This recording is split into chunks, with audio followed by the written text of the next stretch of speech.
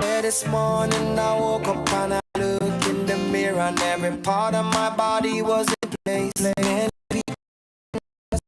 this day, so another day I live, I appreciate. Don't ever wanna act high and mighty, God puts a smile on my face. Lord, I thank you, joy, thank you. 9th grade, you go right there. 10th grade, right here. 10th grade right here. 11th grade right there. And then 12th grade right there. Okay. Now, I need the crowd. Here's what I need from you in the crowd. I want to hit you. Here's what I need from you in the crowd. There are different boxes. I need you to be able to show off the box to our contestants up here. So there's a green box right there. You can move around. Box. There it is. Okay. There's a pink one, there's a green here, and then there's a red one. Now, here's the difference. And you have to be able to get it in the box. That the way to win this game is to go for the smaller one, but I'm just saying that's usually how I win at Topgolf. However, we're gonna move these over, but you can go right here. Shots. Which one are you for, actually? I'm curious. You're going, okay, let's go. He said he's going for the 5. Y'all take notes. All right, one more. Watch out, watch out. Oh, the crowd help. Okay, I think we'll count that as 10. We'll count that as 10. So we're gonna help him out. Okay. Now I'm gonna give you a new piece. Are you ready for this? You feel like you scared. More scared. Okay, but if you have friends in the crowd. Okay, that was close. Nick, eat the marshmallow. Okay. I guess at the end. Emily, you can go have a seat. You're still in the lead with 10. He's still in the lead with 10. Okay. Give it for Taylor. That's close. That's bold that you're going for the red,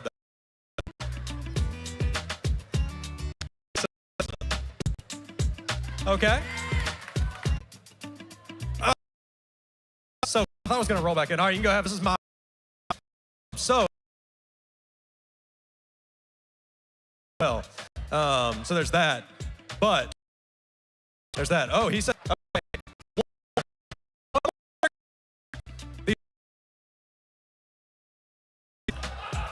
Well done.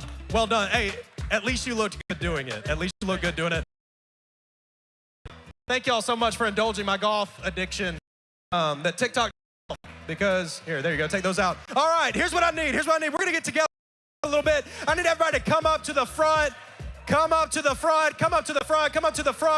Let's jump around. Let's get excited. Let's sing a little bit. Let's get excited because it's Jamaica Mission Night. Let's get going.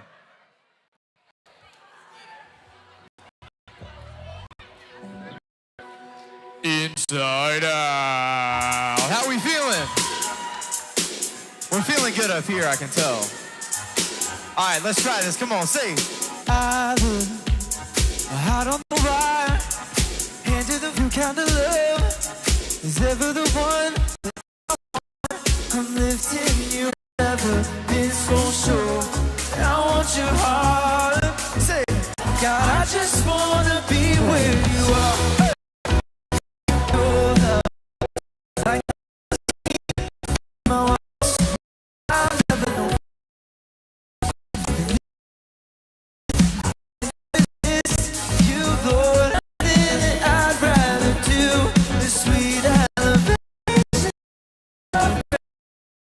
There's no one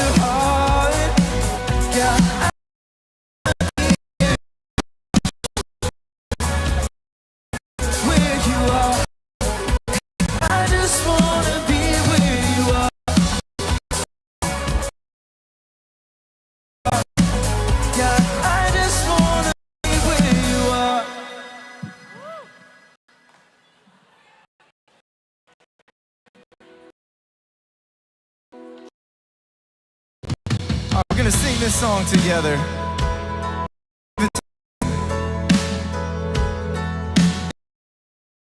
Hearts praying for a fresh encounter. So look to the living God. Oh, like a flood, like a fire.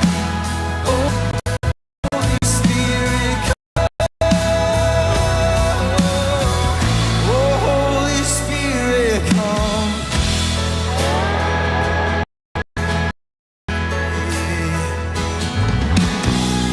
We're on the new beginnings.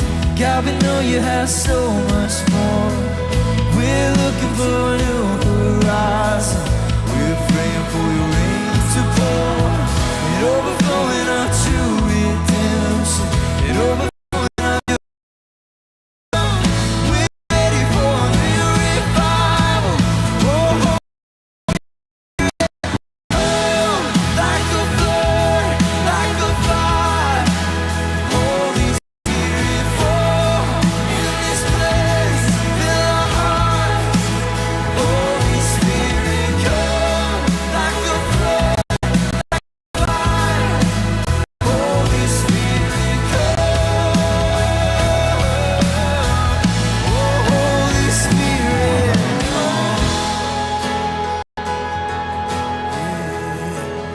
Come on, let's try this together. Sing. Oh, can you feel it? Heaven reaching. Can you hear it? Our God is speaking. Oh, can you see it? He's got your healing. Oh, just receive it. Receive the freedom. Can you feel it? Heaven is real. Oh, can you hear it? Our God is speaking. Oh, can you see it? He's got your healing. Oh, just receive it.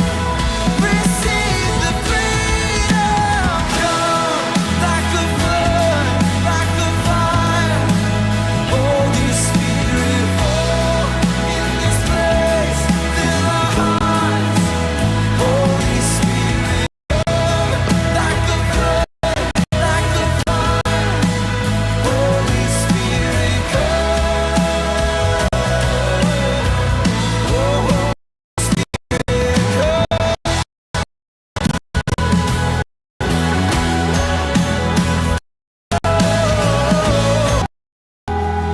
now we have a special AG. And I'm Allie. And we had the opportunity to serve in Jamaica, and we're just going to talk a little bit about what we did in the church, in the school there. So we went to a school, and it's part of the church, just kind of like how it is here sometimes. And it was in Claremont, Jamaica, and we got to go and help out some of the kids. Their grades were split up by ages 3, 4, and 5, where we were serving at least. And that's how their classes were. So we would start off the day by telling a Bible story, and we would do a play. We had some of the boys get involved. Baby Jesus was a hit. And we would just over and over remind them about the verse of God sent his one and only son because he loves us. And we continued to preach that to them every single day. And we would be like, who's here to help us? And they would say, Jesus is. And so every day, Bible story with them, and then we read in Wambaland. And then after dances and Bible stories, we started craft. We got to connect with the teachers there and the staff at the church. It was very getting to hear their stories, getting to see how much they were and impactful, and really just showed like you never really know. Like it's very easy to see when we first went, the teachers being very strict, and then the more and more you got to know them, like they were raising these kids, and even sometimes they would have to take them home because the parents weren't able to pick them up or they didn't have the money to be able to get the kid.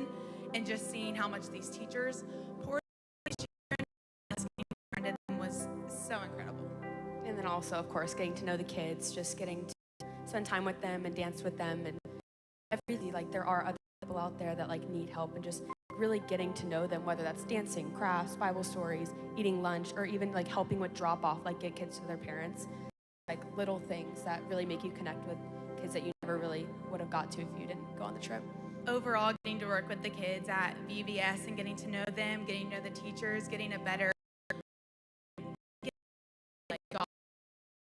work with them, work through them to impact us. How incredible His love and forgiveness and selflessness and grace was probably the most impactful part for me working at the church. Yeah, I guess never like help me see God and like build my faith like they did. Like, I don't know, just spending time with them. You really do see God. You can see Him in the little things that you never really thought about. Yeah, and that was our time at the church in Jamaica. Would recommend.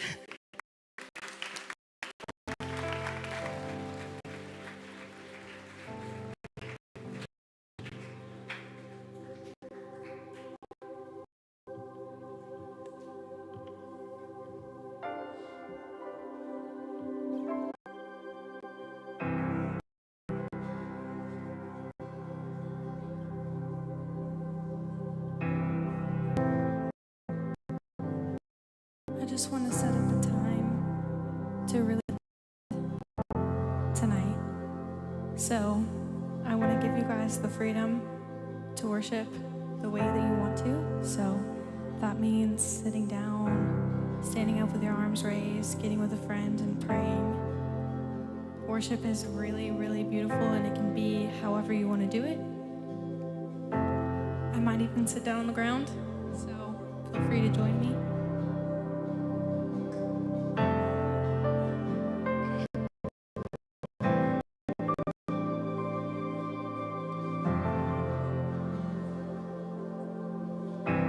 Set a fire in my soul that I can't contain, control. I want more of you, God. I want more of you, God.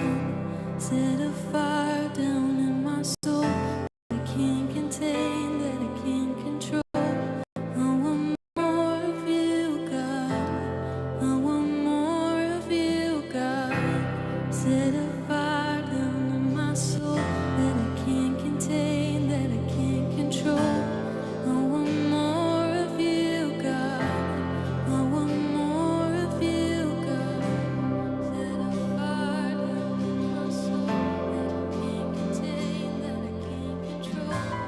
I want more of you, God. I want more of you, God.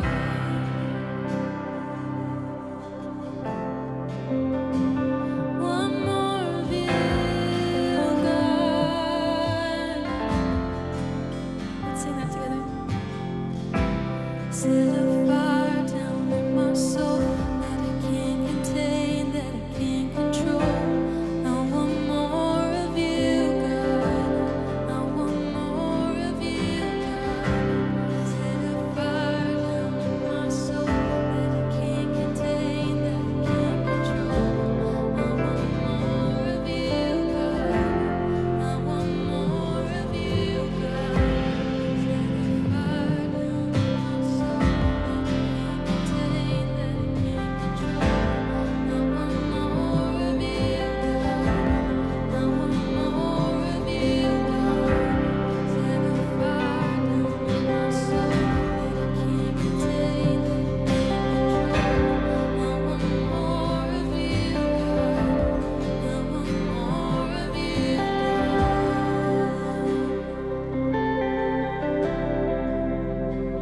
One more of you,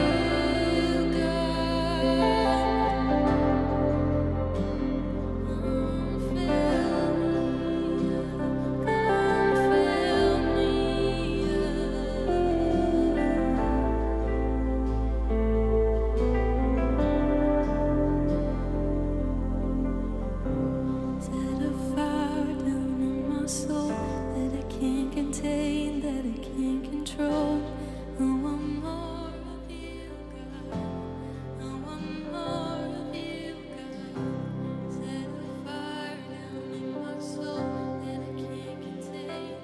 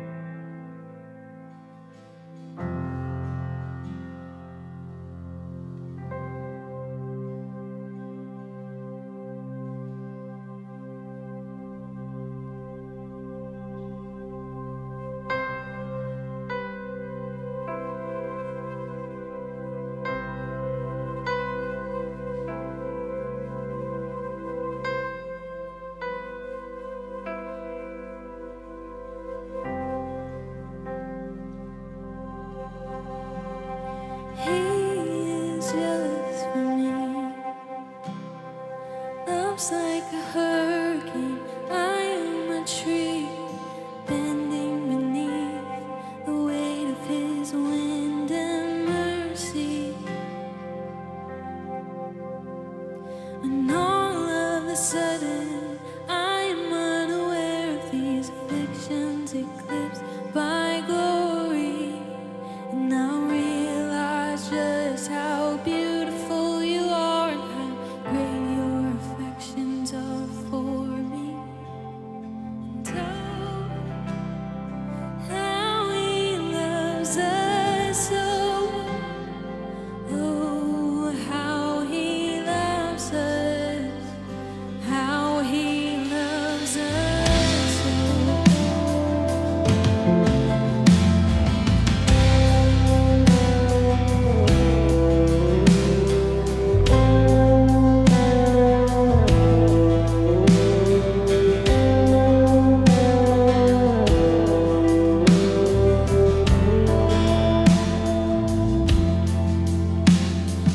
He is jealous for me.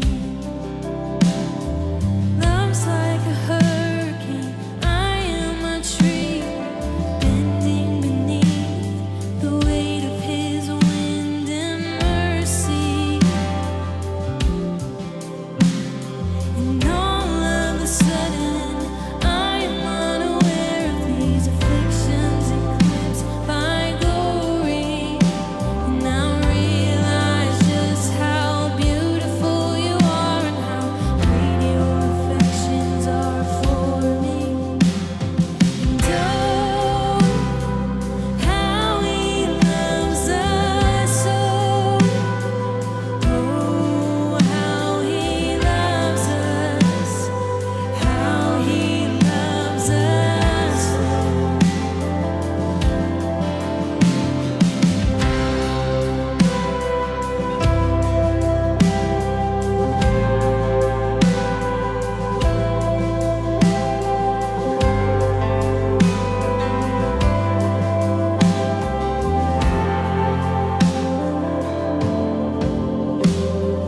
He is our portion and we're his prize, drawn to redemption by the grace in his eyes. If grace is an ocean, we're all sinking, and heaven meets earth like an unforeseen kiss, and my heart grows silent inside my chest. And I don't have time to maintain these regrets when I think about his portion, and he is our prize, drawn to redemption by the grace in his eyes. If grace is an ocean, we're all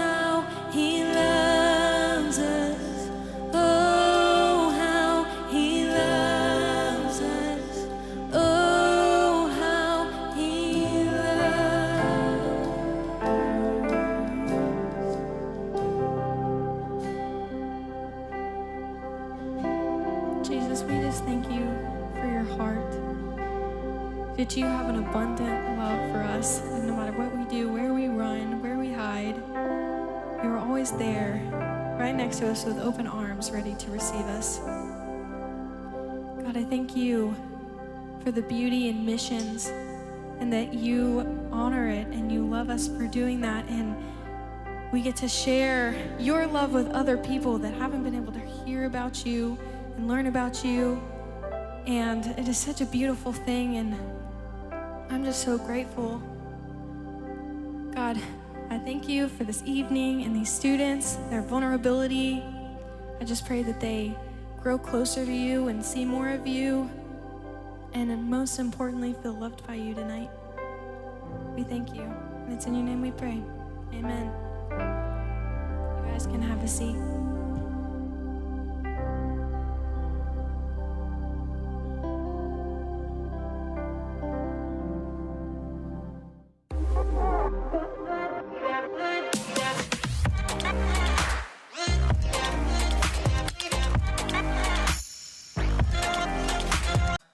Month. If you went to Jamaica, I would like these individuals to introduce themselves. So we could start right here and just kind of go down the aisle.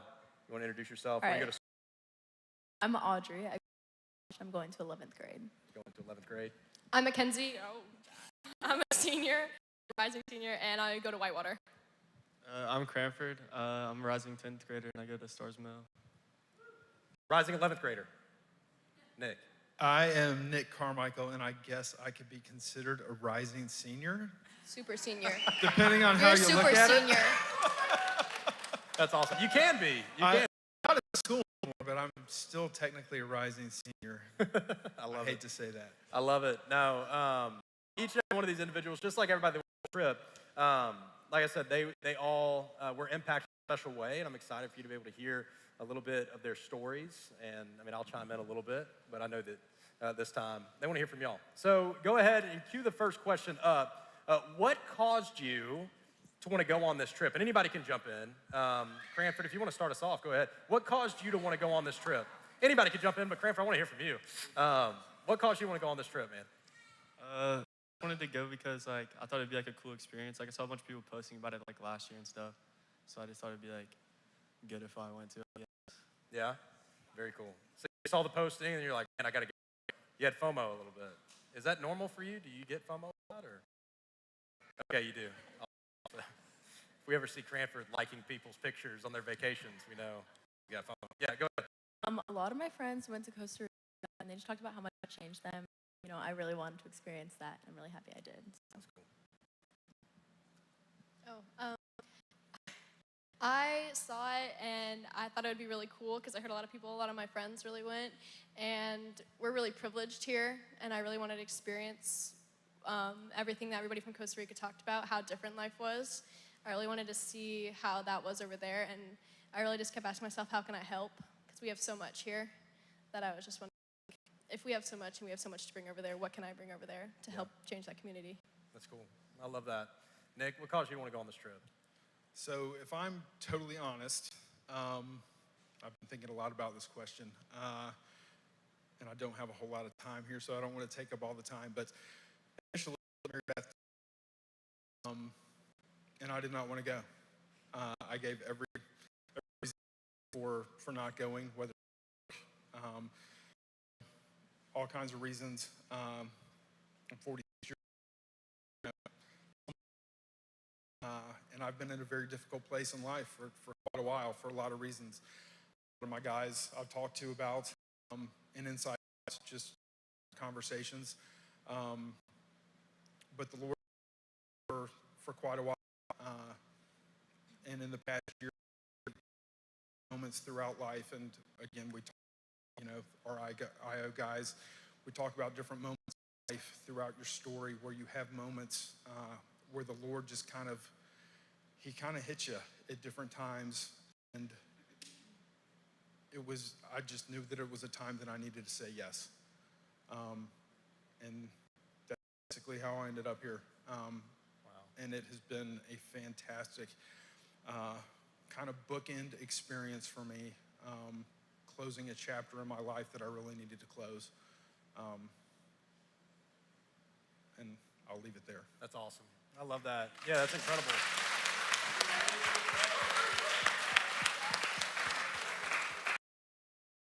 Like, we've talked. I think we can all learn so much from that, right? Like, we're always growing. We talk about an IO, but how can we be inspired to follow Jesus as a high school student? Well, guess what? That's going to continue to go on. You can ask any parent or volunteer in this room. We should always, be growing to be the best version of ourselves, to try and become like Jesus. So I love that. Say land in Jamaica, okay, which is incredible. It's beautiful. When you land, you go over all these waters. It's beautiful. But then you have about an hour and a half drive. Okay, so here's the next question. When we first landed in Jamaica, what was going through your mind on this drive from the airport to the hotel? You're seeing all things. You see the ocean. The road is literally right next to the ocean. What is going through your mind? I'm just curious at the beginning of the week. Well, I fell asleep like really fast, but for the part that I did see, I was a little bit like scared at first because a lot of obviously it's not as nice as like we have here. So I was a little bit like nervous. I guess there was a lot of like stray dogs and rundown places. So I guess I was just kind of I was judgmental at first. You know? So yeah. Stray dogs and what else were on the side of the road? Goats. There were lots of goats. And then we ate them. Not those goats, I hope, but I don't know, maybe. Who else? When we first landed, I thought it was hot, and I thought, how was I gonna survive? There was no AC in the airport. It was terrible. But when we were driving around, we were driving, and we kept driving, and it was just like jungle. There was just a bunch of trees everywhere. I didn't see like a single supermarket. We saw like one gas station on the hour-and-a-half drive, and I just was like, how do these people live? It's so different than how we live, because we've got Publix, Kroger, like Aldi, we've got all these places, and they had like little pop-up shops, like mom and pop shops that like we don't really go to all the time. And I was just thinking like the lifestyle here just must be so different than what we are used to. It was like the Peachtree City Farmers Market, but yeah, everywhere. Exactly. Right? Like they just had like tables on the side of the road with like pineapples and watermelon, and that was their food. They didn't have grocery stores and one gas station. Yeah. At any point, were you like, are we on the wrong side of the road? Did that ever go through y'all's mind? When we first got in the car, I forgot they were actually on the other side of the road. Left side. They drive on the left side. So yeah. I And the other would side of the crash car. us immediately. I would have crashed us immediately. I told Wayne that. But anyway. Great, I'm glad you weren't driving. Yeah, me too. Me too. Go ahead, Cranford. If I'm gonna be honest, I went to sleep within like the first 5 minutes. But I just remember like looking around, I was like, all these houses were like torn up. It wasn't like anything I'd seen before. Like whenever you drive through like poverty here and stuff, it's like bad, but it's nothing compared to like what it was there. And that was just everywhere. Go ahead, Nick. So one of the things that I was looking forward to most in going on the trip was getting out of America, getting out of Peachtree City, getting away from the daily grind that totally consumes me, and getting back into it. This was not my first mission trip, but just seeing, kind of getting back into a second world, third world country, and kind of resetting. So as we were going, I was really enjoying kind of the commentary going on around me, seeing how the kids were reacting. But it was just great for me to just be away, and like I said, reset a little bit, and just see how the rest of the world. It kind of gives you the perspective of how fortunate we are, and just I don't know. It was just very leveling for me. Yeah. As we were going. Driving to our destination. Yeah, and so a little bit about this too. So we had to split up between 2 buses and then a car just to be able to fit everybody in. We'll talk about the buses, I'm sure, a little bit later. For some of you, I wasn't on the bus. I prayed that morning. But anyway, I really did. It's my fault that it happened. But no, we had to split up into 2 different buses. One had a lot of luggage and then a few students, right? There was another one. I was just sitting there talking with Maxie, was the driver that we had that day. And, just to be able to talk with him about what his life has been. He's also a pastor in the community, and he does bus driving just because everybody does a few different jobs there. but just being able to hear him, there'd be a question that would be thrown to him, and he would talk about it for 5 to 10 minutes. And then sometimes he's like, I don't even know why that happens. Like, that's a big thing that they're like, I don't know, but we'll see. So yeah, it's a lot of fun. All right, here's the next question. How did your perspective change from the beginning of the week to the end of the week? So when you got to Jamaica, right, I've heard from a few students that went, man, I was a little nervous, or man, I thought, oh my goodness, it's gonna be a really difficult week, like hearing some of the work that we were doing. But how did your perspective for yourself, how did the perspective for the people in Jamaica, for the mission trip, how did that change from the beginning to the end of the week? Mackenzie, let's start with you. Let's do a different order. I'm just curious. When I first got there, I was really excited for the work, actually. I was like, all right, let's go, let's do this. And I was like, put me wherever I need to be. And I got put with painting. And then as the week continued on, Pastor Wayne, who was the pastor of the church we were working at, he really wanted me to paint. And I had FOMO. And I was like, I really want to be helping out with VBS. But Pastor Wayne wants me to paint, I'll paint. So at the beginning of the week, I was like, all right, put me where I need to be. And by the end of the week, I was like, please, can I do VBS at least one day? Because I want to be able to touch one of these kids' lives the way that everyone else has, and experience and share with them the love of God. And although painting was very helpful, I really just wanted to experience a little bit of everything. Whereas at the beginning of the week, I was like, okay, wherever I need to be. By the end of it, I was like, okay, I really want to help in all areas so I can really experience it all. Yeah, that's Kind cool. of opposite. That's really cool. And a little bit about this. So if you're wondering, oh my goodness, what does painting look like, or concrete, or things like that? There's no, painting for y'all took the end of a broom, Yeah, right? we had like what you'd use to paint a wall, like the rollers, and then he told us to paint the floor. So we were on our hands and knees, painting the floor, and the first hour was good. And then by the 4th and 5th hour of painting the floor, our knees hurt, our hands, everything hurt. So Julia, she actually grabbed a broom and took upside down. She was like, I'm done with this, and taped it to the paint thing. And we started painting the floor with the brooms up in the air, because we just needed to get the paint down. Yeah, and the reason why they needed the paint is because this church is 2 stories, okay? Which here in America, you're like, man, 2-story church is a big church. This is a nice church, but no, they have to have 2 stories just with the school and the way that it is. But when we went to church on that Sunday, we met as a congregation on the top floor. Well, because of some of the projects that they're going to be doing up top to try and make it cooler and things like that for the congregation, there's no AC. So try to make it cooler for them. They're replacing it with a wood roof.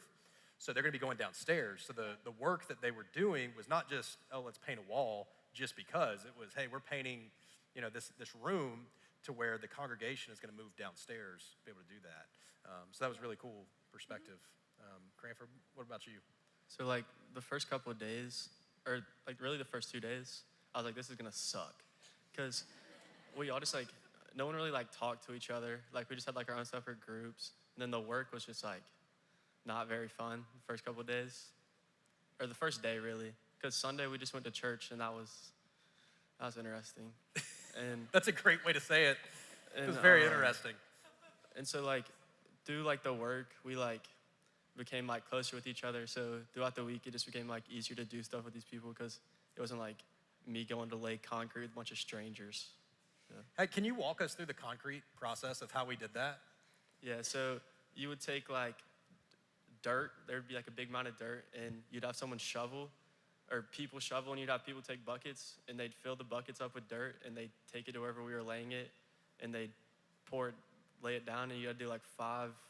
So 5 buckets would make 1 stack, and you had to make 5 stacks of 5, something like that. And then you'd put it on top of that, you'd do rock, and you do it the same way. And then you'd put the actual concrete on top of that, and you put water in it. And then you'd take a shovel, and you'd just mix it, turn it over. And then you'd put the concrete back in the bucket and go pour it wherever we were laying it. Yeah, and so we laid enough concrete, I don't want to over-exaggerate, but enough to probably do half of this room up to the stage, right? Would you say that? Maybe even more. So we did a lot, but yeah, that's crazy. Sorry to cut you off. Did you have anything else? Okay, cool. I just want you to share with the class about, man, how hard of work it was. Very difficult. Nick, what about you? I think one of the things that I found most interesting, and probably like from a perspective change as we were there for the whole week. Obviously, there were some really bad parts of Jamaica. And the people that we were working with and spent most of our time with were fantastic people. Just the way that they treated us and each other on a regular basis was just fantastic. I mean, I would probably consider it the equivalent of like Southern hospitality. But they were just so good to each other. And then watching how that kind of translated over, and this was probably one of the most eye-opening things to me, was how the churches interacted with each other. Which is kind of different from here because churches kind of compete with each other, especially in the South here. And the churches there functioned the way we kind of read about it in the New Testament. And that was fantastic for me to see. And that was one of my favorite parts of the trip. Yeah, so speak to that. So I know you say New Testament, me and you have had this conversation, we know, but for those of us, man, speak to maybe what stuck out to you about that. So like Maxie and Wayne were probably the two pastors that we worked with the most, but just their interactions with each other. You know, Wayne has been working, and Jason, our lead pastor, has had a relationship with Wayne for 15 years at least, started work with them 15 years ago, and that's kind of how this whole trip developed. But Wayne has been building this church, and he walked us through how this has been, I mean, literally, so we were pouring this, mixing all this concrete, relaying this driveway, but Wayne took us through the different parts of the building that Jason actually started on 10 years ago, and are just now, because it takes so long to do things in Jamaica, are coming to fruition. And then there's the different parts of the building and he walked us through his plans and all these different things. But as they have needs in his church, there's different churches 15 minutes down the road that if they have needs or they can support each other, they just go do it. Whether it's funds, whether it's different equipment and things like that. And they are for each other. And I know that that's one of our mottos, for Southside. We are for the Southside. But I feel like as we have lived in different places in the country, gone to different churches, that's not necessarily how we view things in the American church. And that was really eye-opening to me. Yeah, and that's something we talked about, that's my desire for our ministry. We have so many incredible things for our teenagers. You've got Inside Out for sure, but I mean, you guys have Young Life, you guys have FCA, you guys have so many other things that you can be a part of outside of this, and y'all, I want you to be a part of those things. I just met with an FCA leader yesterday. We're gonna be doing big things with them. You guys will hear about that more next week, but I just want you to be a part of what God is doing throughout all of these different ministries in these areas here locally. And I pray for other youth pastors, I pray for other churches, because it's gonna take an entire village to be able to make an impact in this generation. And just being able to hear from Wayne, we are a resource as a team, right? So parents, you guys who help send your students, you helped offset about $250,000 worth of work. I just wanna tell you, like that, those people that gave, you as parents who allowed your students to go, that's how much it would have cost them to do all the work that we did. And for him to be able to even share half of our team one day with another church, that's a big deal. Yeah. That's a big deal. And it just speaks to his character, but it also just speaks to how they operate there in Jamaica. So how about your perspective? In the beginning of the week, I was kind of like, wow, this is going to be a lot of work. And by like the second hour of painting, I was like, my back hurts and my knees hurt. But then like near the end of the week, I found myself like really grateful that I was even able to do the work. And the fact that like the whole team was like all coming together just to help out, it like, gave me a sense of peace knowing that we're out there doing things that like they probably couldn't have done on their own. Yeah. So yeah. Yeah, it's incredible. And one thing to speak to that, they build and live, here in America, we build and live, right? So who in here, maybe your parents have built a new home or you've waited for a home to be built or whatever. We build a home and then we live in it, right? Well, they live and build. They'll build one bedroom and then they'll be like, okay, we can live in this with all 6 of us as a family, and then we'll continue to build on as we go, which is really cool. Joel's home, right there next to the church that we all went to, which had that incredible view from the video. He's building an entire top floor, and guess what? He's living on that bottom floor. So I told him I can't wait to have coffee on his balcony on his view next year. It's gonna be incredible. All right, here's the next thing. What is one thing that stuck out to you from this trip? What's one thing that stuck out to you? Like if you could go back and say, man, this is one thing. I know we asked for 3 at the end of the trip, but if there's one thing that stuck out to you, what is it? Anybody can go. So is this like our favorite thing, or are we? Anything and everything, whatever you want to say. So is there going to be a follow-up for a favorite question, or is Sure. this- It's hard to pick one. Oh yeah, there were so many things that stuck out. Okay, maybe 2, 3, whatever you want to share. So I'll just share my favorite moment. So my favorite moment of the trip, coming back, it may have been our 3rd or our 4th day. We had just an incredible view. Overlooking, it was like this little bay from the hotel. And I mean, like if from an American standard, the hotel would have been like a 2-star motel. They were not fantastic, but it was a place to stay. It was a place to go to sleep at night. But when you walked out the back, it was God's creation. That's the only way I can describe it. And so we would go out each day and just absolutely wear ourselves out. The girls were exhausting themselves, and some of the guys with VBS, the kids were wearing themselves out, and the teachers were absolutely thankful to get some time away from the crazy kids. And the kids were having a blast. And then so a lot of us, we were like Cranford described, it was exhausting concrete work in the sun. Get cleaned up a little bit, and then go step out to the back to this view with this ocean breeze coming off the bay, and it kind of wrapped around to some jetty on the left, and on the right, it was just mountainous jungle. And like the 3rd or 4th day, kind of like Cranford was talking about, the kids had become a unit, just one group. Kids that didn't even know each other. I mean, I look around this group of kids, and I was talking with Jason about it, and Joey at some point during the week. I'm with you guys, and so I've been with my group since they were in 6th grade, and so all you seniors, I've been with you guys for years now, but a lot of you I don't even know. I come in here every Sunday, and it was fantastic to spend this time with a lot of kids that I haven't had the opportunity to really get to know. And on this day, I was just exhausted. There was this little knee wall with just a few feet of beach, and then a seawall where the bay came up, and the kids could get in the water there and swim. And so there was a few of them that were swimming in the bay, and some of them that were kind of on the beach area. And then there was this little overhang. And Austin, my oldest son, was back there. He did the worship for us, and Holly was there, and I mean this whole group. So some kids were there swimming. Austin was, him and Braden were playing some music over in the background, but nobody was on a computer, nobody was on a phone. All the kids were 100% engaged with each other.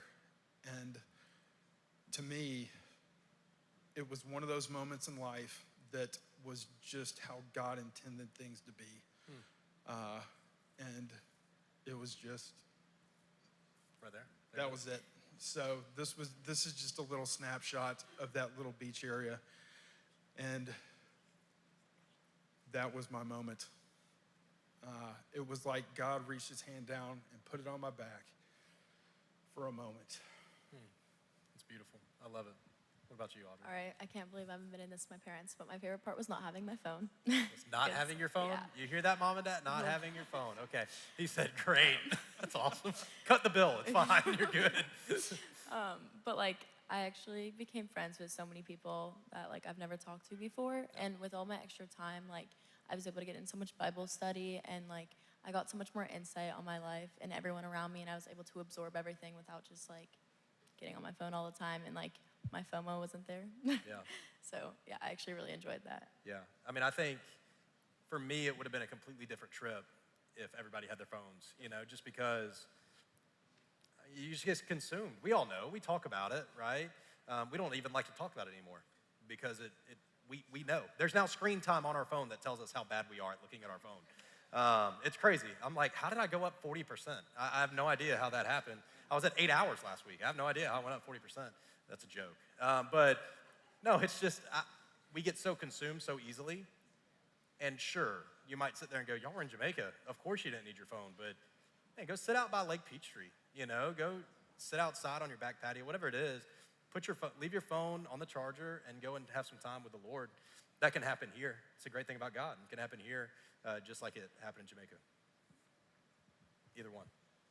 Yeah, so my favorite moment was like Thursday. It was like our last day of work, and we needed to finish by 12 because we were going to hang out with all these kids. So we were trying to like get after it to get it done, and I feel like right after we got done, it was just so like relieving. Like we actually finished the whole thing. Because when we came in, we were like, there's no way we're going to finish this whole entire like back thing that they had. Because it was like halfway, and we had to do the second half, and we were like, there's no way. But whenever we finished, it was just like super relieving. Yeah, it was pretty cool with the guys. We had some girls step in too, and they worked their butt off. But it was just so cool for us to be able to, at the end of the day, right? Because y'all have heard from them, it's like, man, I was dreading work. And I'll be honest with you, me and Nick looked at each other at the beginning of the week. We were like, this is gonna suck. I have no idea. What did we sign up for? Like, what are we doing? My back already hurts. It's like, oh, dude, you have done nothing. You literally rode on a plane.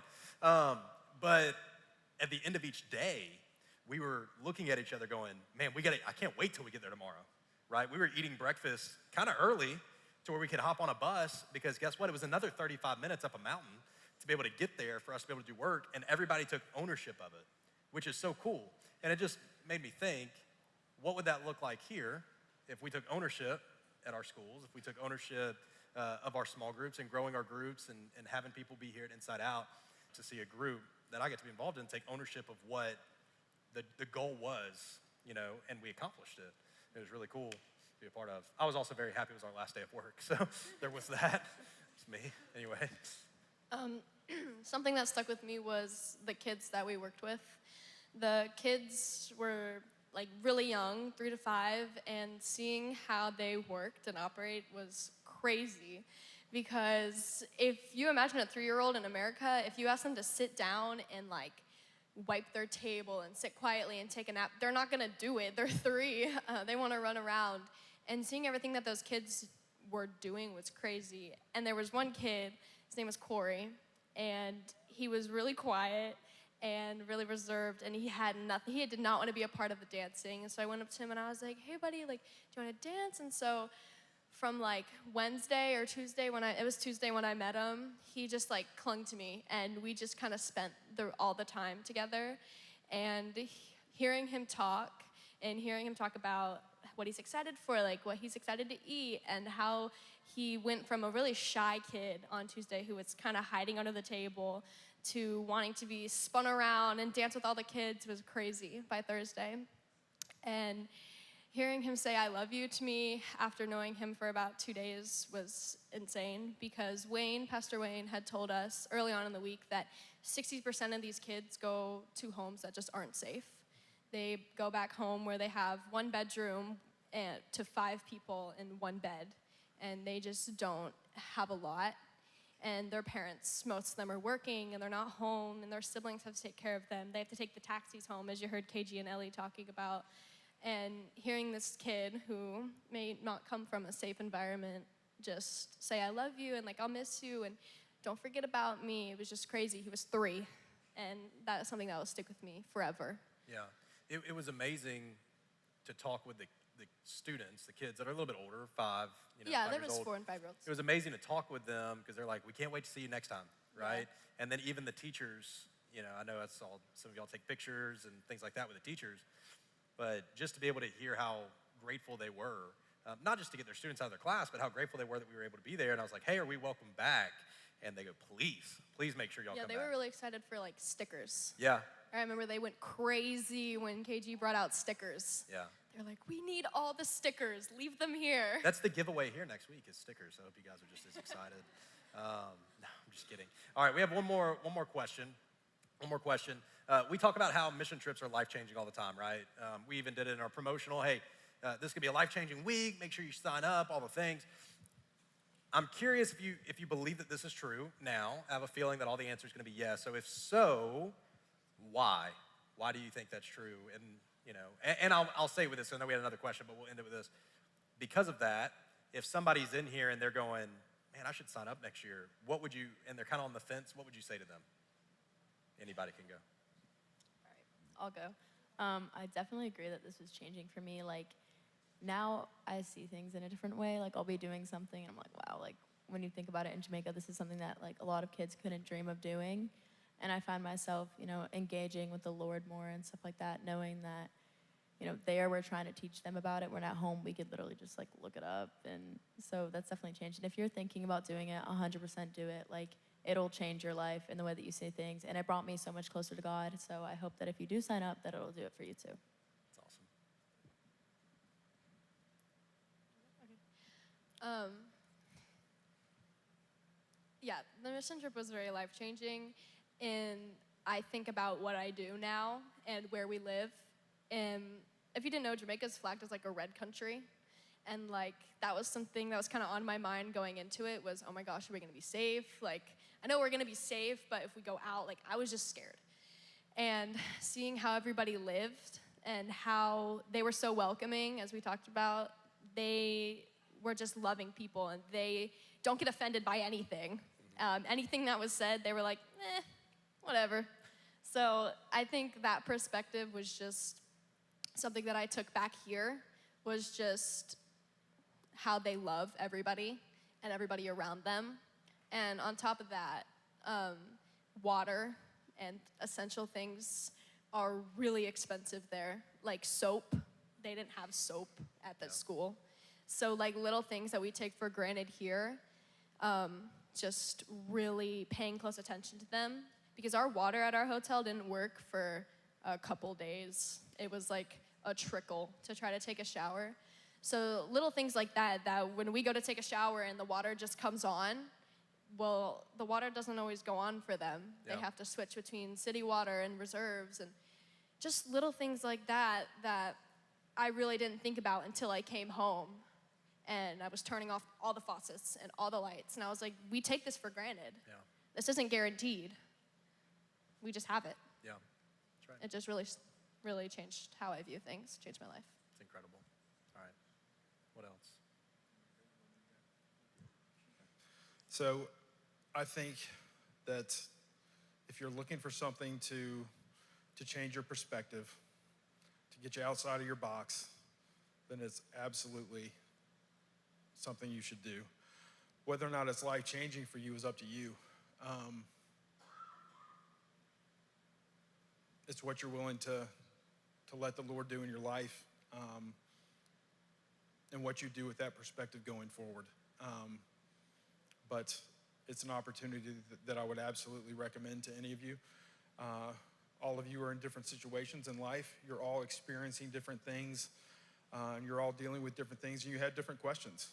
And God is big enough to handle all of your questions. So if you're looking for something, an opportunity to meet God where he is, and this is something that's, I'm drawing a blank on her name.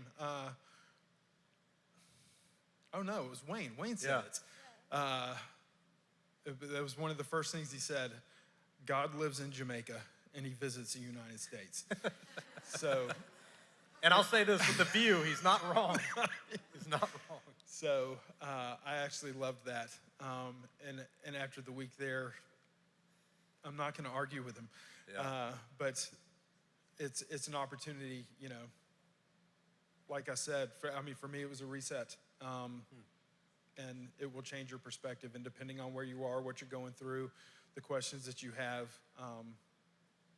it's an opportunity to see things a little bit differently and possibly change your life. Yeah, that's right. Yeah, so I think mission trips, you might not have like this like big like boom moment like, oh, my life has changed. But even just like through the work we did, we were changing people in Jamaica's lives too. So it wasn't just like the people that went on the trip who got changed. And I would say if someone's like thinking about going, like they're on the fence, that if they want to just like take the chance and like see what they can do in someone else's life, then they should go. That's awesome. I love it. Yeah, you're right. We get to impact so many different people, and I think there was even some opportunities left out there on the table, that we're going to be able to take advantage of next year. So I'm really excited. So a couple quick things, just because I know we've been sitting here for a while. I wrote these down because I want to make sure that we got to them. If you have your phone with you, I want to encourage you to go to Instagram and look up PTC Inside Out. Because what I didn't want to do tonight, you can still listen to me as you're doing it. What I didn't want to do tonight is us hear about all these incredible things that God did in Jamaica and through our team and our ministry, and then you're like, well, what can I do, One thing that we do here at Southside is something called $4 for the Southside. And all that it is, and when you get to PTC Inside Out, go to our story, the most recent story that was uploaded. It has a link on it. You click that, it'll take you to a link for you to be able to give just $4. I've already had students doing this. You give $4, and what it's going to do is help students go back to school with school supplies and backpacks. It's amazing to me how quick we are to give towards people like Jamaica and those kids that are going through stuff and going to bad homes, things like that, or difficult homes. The same stuff happens here in our own backyard. We partner along with some different organizations, and so if you're wondering, and maybe you don't have a credit card with you or your parents' information, I would encourage you to talk with them before you spend it. But I would strongly encourage you to give just $4. Give just $4. And talk with your parents and say, what can we do more to make an impact in our community? Because you might have everything under the sun. I mean, the thing that you're looking forward to with back to school shopping is that you get 3 new pairs of shoes, okay? But maybe you can give $4 or tell your parents, hey, let me do away with those shoes. Let me spend $40 and make sure these kids have backpacks and school supplies to where they go off to school. I think that's one way that we can be for our community. There's a lot of youth pastors that I talk to that they don't ask their students to be a part of giving things like this because they're like, well, I mean, how could you ever expect a student to give? My counter to that is they're learning way more difficult things in school, right? We expect them to learn things like chemistry and rocket science and all the stuff. Maybe you're not learning rocket science, but it felt like rocket science to me in high school. We're expecting you guys to learn all that stuff there and take on, big girl and big boy jobs and all the stuff in high school, but we don't ask you to do some of the difficult things that really is just a command from the Lord, and that's being generous. And so I want to encourage you as your youth pastor, I want to encourage you as a high school director to be a part of this. It's going to cost you $4. Just don't go to wherever you're planning on going to eat tonight. Maybe you can give out $8. It's hard to go out for a meal less than $8 now. So make sure you do that. And then also, we have one more video, but here's what we're going to do before that video. Instead of going off to our groups, our rooms, a very important conversation. I'm glad that we had it. I'm going to ask you with maybe 3 or 4 people around you in this room and talk about one thing that stuck out to you. Okay, so that's one thing. And then, hey, are you interested in going on the trip next year? And if you are, go talk to the group leader. But one thing that stuck out to you, number 2, are you interested in going to the group this year? Y'all partner up, small group leaders, you can kind of do that. We'll talk about it for the next couple minutes.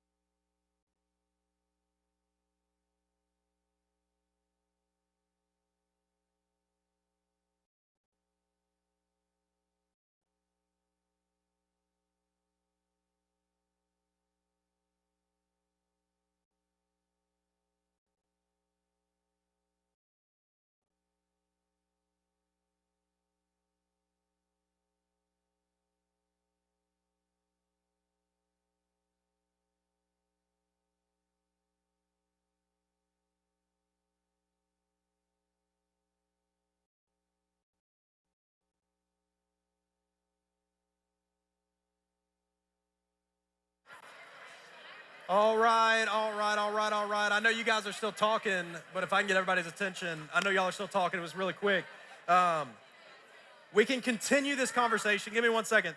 We can continue this conversation in 1 minute because we have some incredible popcorn chicken from the beloved Publix. Here's what we've got one video. Now, this is a blooper, funny video that has to do with the trip. And where is Chuck Lopez? Is he in here? Chuck is back there. Chuck, thank you so much for getting all of this video footage. Thank you so much.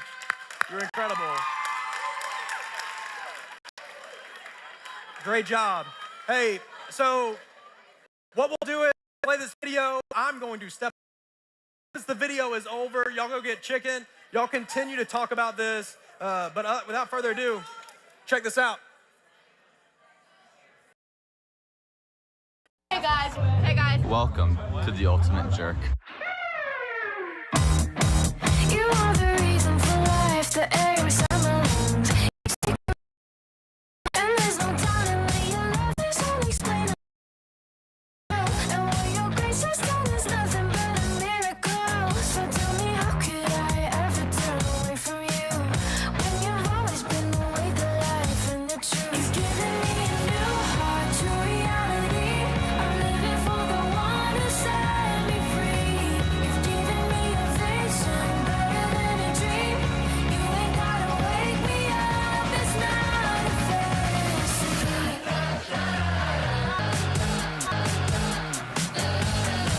My friends keep saying I've changed, I'm acting different now. They wanna know what I know, they want the truth, and so I told them, if you're free on Friday, come to youth with me. Leave your past right at the door, and you'll never be alone. You've given me a new heart, true reality. I'm living for the one who set me free. You've given me a vision better than a dream. You ain't gotta wake me up at all. You turned my life right upside down. You set my feet on higher ground. Now I'll never be the same. It's not a phase.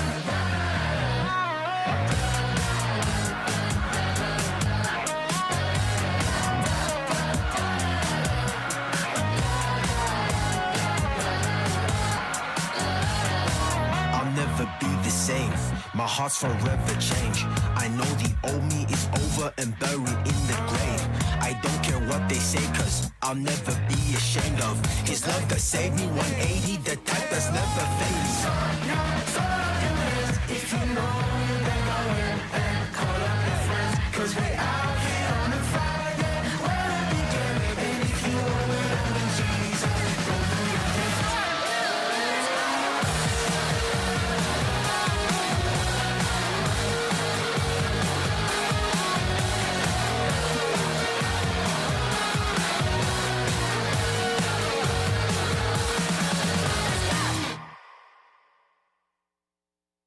Hi, this is my